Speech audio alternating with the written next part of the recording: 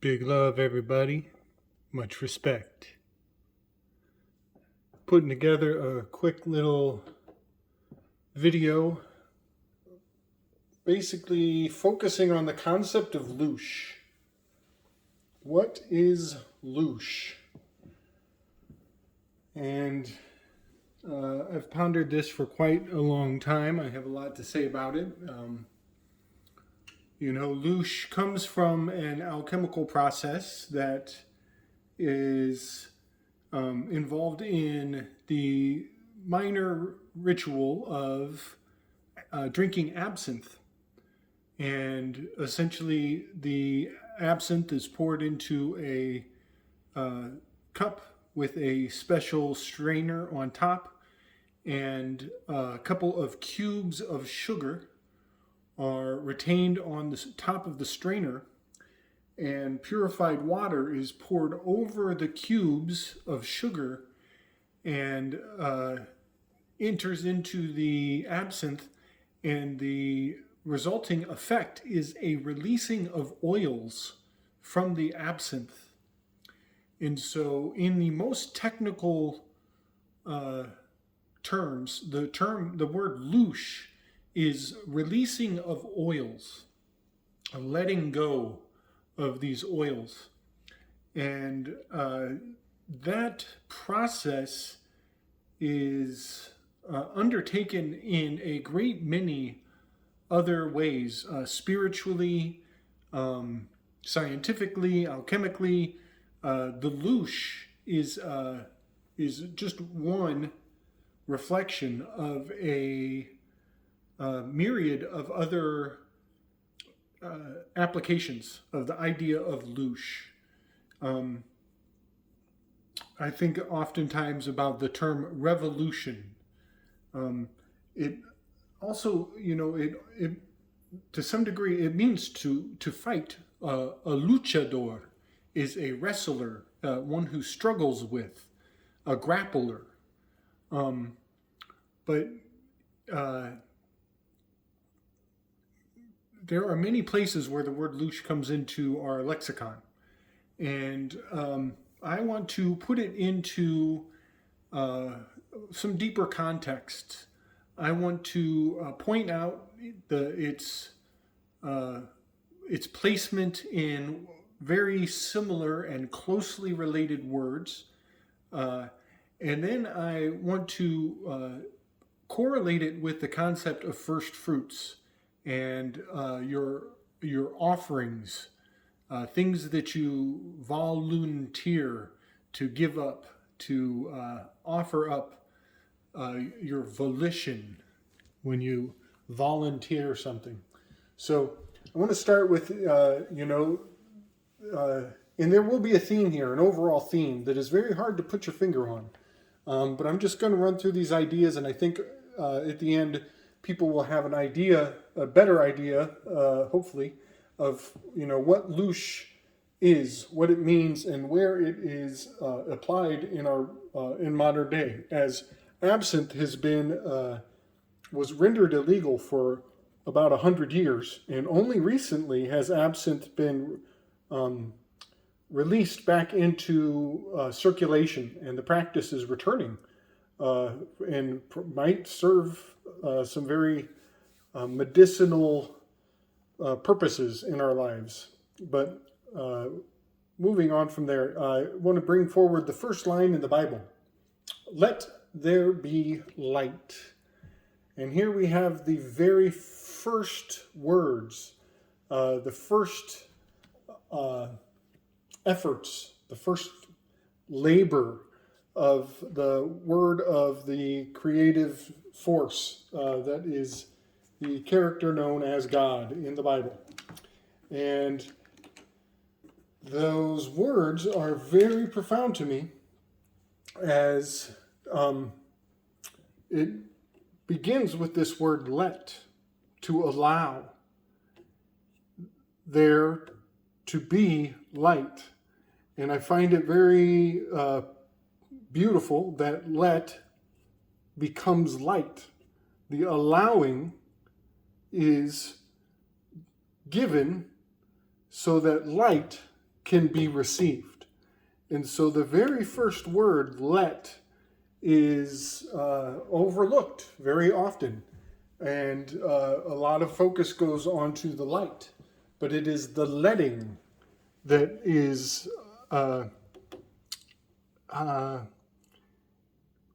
it is a giving, a permission. It's permission.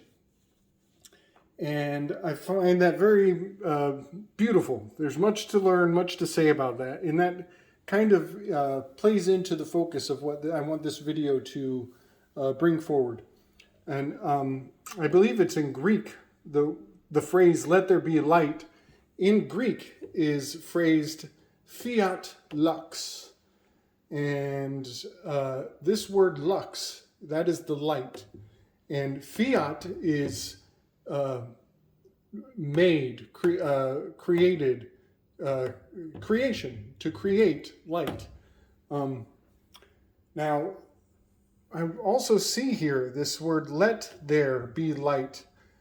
I find that very interesting because let there, is very similar to the term letters. And in Twilight Speak, let there is so very similar to letters be light, because these letters, these symbols on this board, are bringing the light of the idea from my mind forward to be conveyed to those who will let there be the light of my thoughts. So I find that very telling that let there is so closely oriented to letters. And now a few little turns and twists on the word loosh. You know, I often point this out on the Weaving Spiders. I've brought this up quite a few times, but loosh is the word school in reverse. As the word in German, the word school does not have that hard CH. In German, the word school is Schule, Schule. And so Schule is, in fact, loosh in reverse. And when we go to Schule, we learn, we are told, it is instilled into us what our priorities should be, what our first concerns ought to be as we mature into the system that we are all born into. So I find it quite telling that loosh is, in fact, school in reverse, linguistically.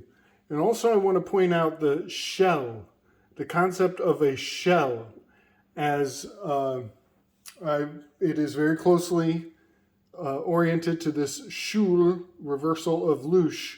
But the shell, to a large degree, I believe we are talking about the biomorphic field. We are talking about the aura. We might be talking about the placenta, the first fruits of labor.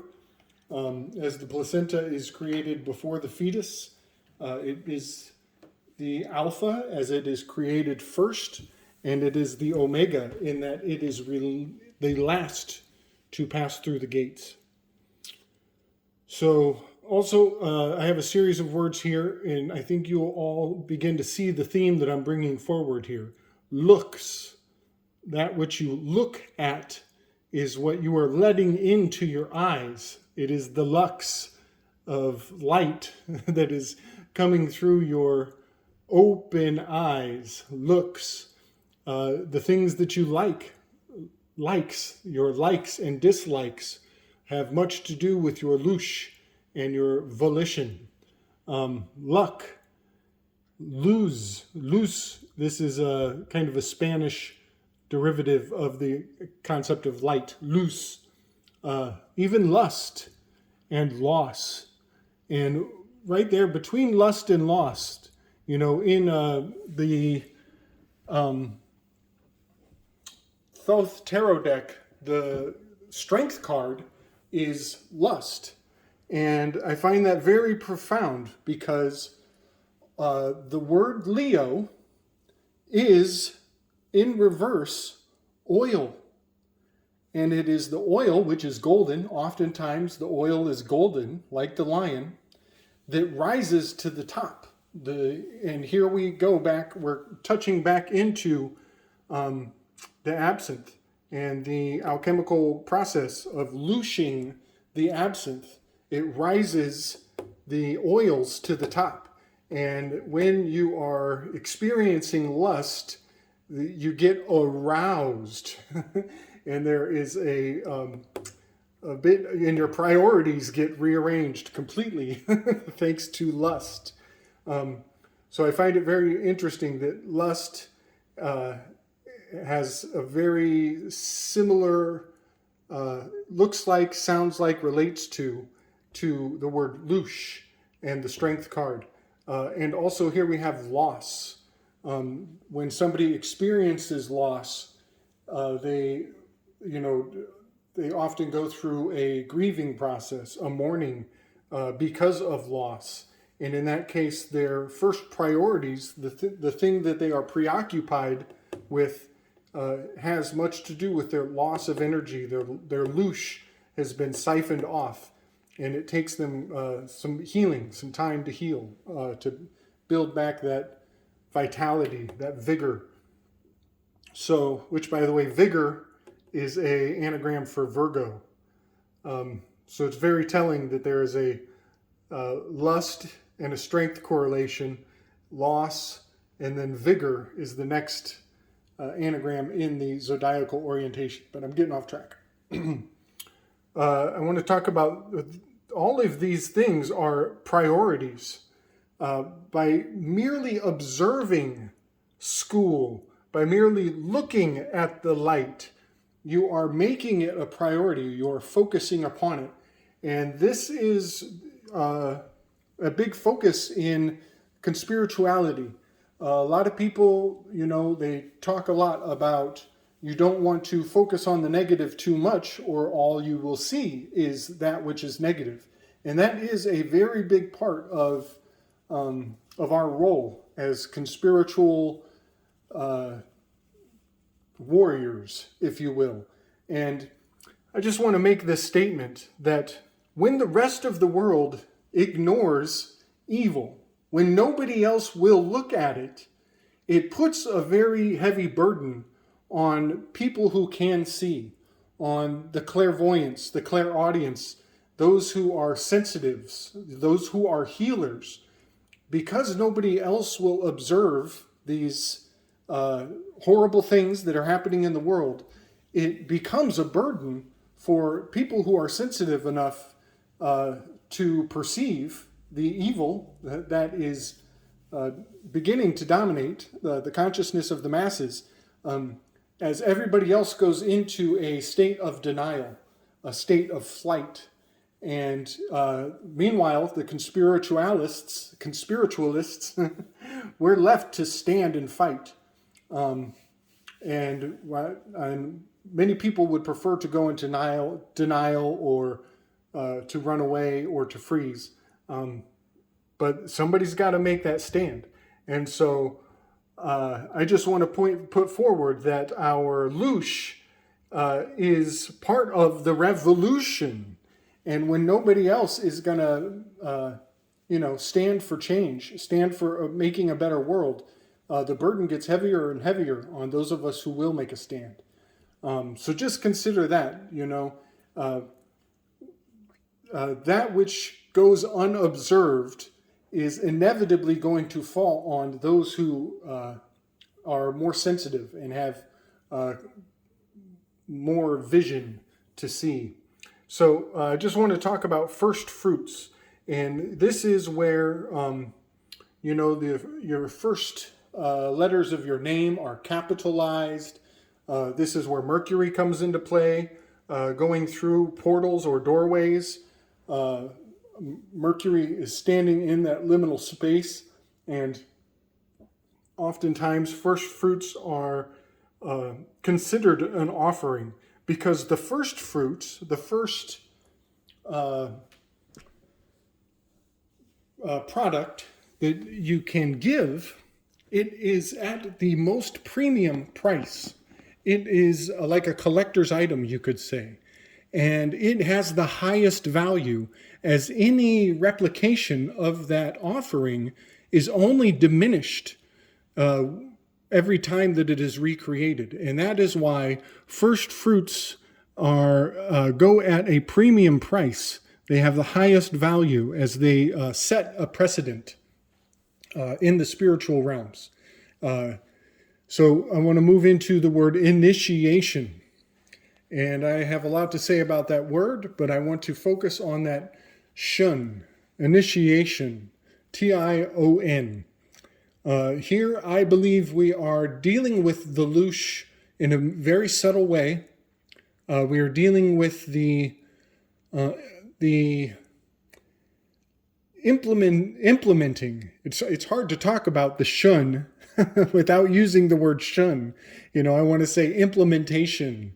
It is the state of an establishment of a thing. But I want to correlate it to, in German, the word schön means beautifully. It could be interpreted to mean shine. And here we are dealing with light, with the lux, the luz, and I believe we are also dealing with the louche in a very subtle way. But Tion, it means to have or to be with. And I want to also correlate it through this Pythagorean phrase, panta arithmos, that all is numbers, all is math, all things are mathematical.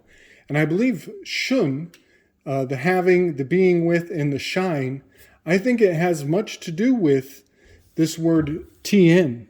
To have a thing is to tien. Christians are those who have Christ. And I want to bring a few examples of this shun and this concept of first, the concept of a priority. And I will point out that the magician, which is Cian, very similar. This is where the way things are spelled in physical letters is not as important as the phonetics of the words. So you can see that Cian and Tion are very different in their spelling, but they're very similar in their sound and their meaning and their use. So the magician is card number 1. The Wheel of Fortune, tune, is card number 10. And the Sun card is card number 19. And the beauty of these 3 examples is that they all mathematically reduce down to a 1. And here we can see how the spelling can get in the way. Cian, Tune, and Teen are all quite different sounding. But we can see that through panta arithmos, the fact that all is number, we can see the un, the yun, the cian, that all of these boil down to an initiation, a beginning, initial of first, in. We are entering into oneness and the concept of a first priority. So I just wanted to bring that forward, that the Tien, the 10, the teen, and the tune all boil down to oneness. And very quickly, I've talked about this quite a bit, but the number 10 in Hebrew is yod. And yod means hand, but in Latin, the word for hand is mano, which is so very similar to mono, which is the one. And here we have the monad, the beginning of all geometry. So all of these correspondences to the concept of louche, the concept of your oil and what is the foremost in your mind and thoughts, are very important things to understand. And I know a lot of people are very curious about the concept of loosh, where it comes from, where it is applied in our life. And I just wanted to make a quick video to give some deeper context to where the loosh, the things we look at, the things we like, the things that we may have to fight for someday, all become incredibly significant. And it's quite considerably, it's right in that liminal space between law and magic. Our loosh is giving consent in a very subtle way. I have heard some people say that the silver screen is a conduit for your loosh, as your admiration is channeled into the color of silver. And I find that very profound. There might be a lot of substance to that concept, as mono also is very closely related to the idea of the moon, not just the sun, reflective as well as emitting of light. So that's about all I wanted to say for that. I hope it helps. Give me some thumbs, give me some comments, let me know what you think. Much love, much strength. Power to the people.